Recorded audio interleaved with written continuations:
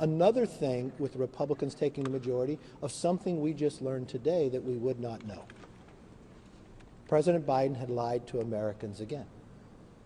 What we have just found on a trip in 2013, while he was vice president, taking the vice president plane to China, his son, Hunter Biden, went with him. His son made sure he set up to be able to shake hands quickly with Jonathan Lee, a Chinese individual.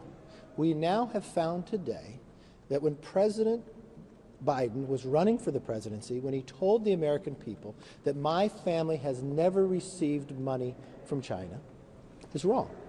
We now found today that there were 2 checks wired from Beijing, from Jonathan Lee, $250,000, to Hunter Biden, and you know the address was Joe Biden's home. Now, I'm not sure if Hunter was living there at the time, because in his book, he says he was living in California at that time. He said he had never, the Biden's attorney said they had never received money from this individual. That was a lie. We also found out this individual, not only did he become good friends with Hunter Biden, the president said he never talked business and never worked. Devin, Hunter Biden's partner, says no. Joe Biden called in.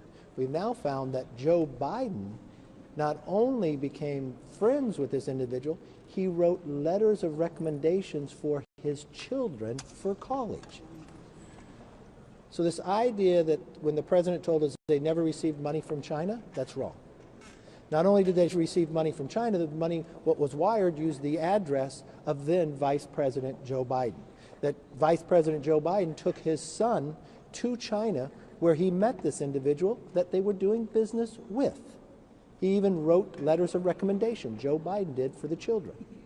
So all this talk of what Joe Biden has said has not been true to the American public, and we just found that out today. As we continue to walk through and get these appropriation bills done, we see the other failure of President Biden, our southern border. Every single day, Americans are dying from the fentanyl. We see trains of illegal individuals coming up through there. We see our border agents bloodied in the fights that are happening at the border. The president continues to ignore it, but no more. The policies have only shifted by his presidency. The president needs to secure our border. We will move a continuing resolution, bring a rule to the floor to secure our border and keep government open. Why are we doing this?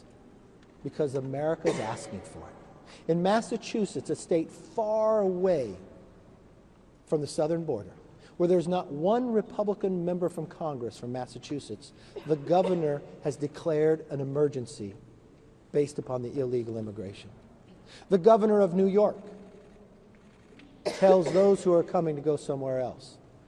The mayor of New York City says it's destroying his city.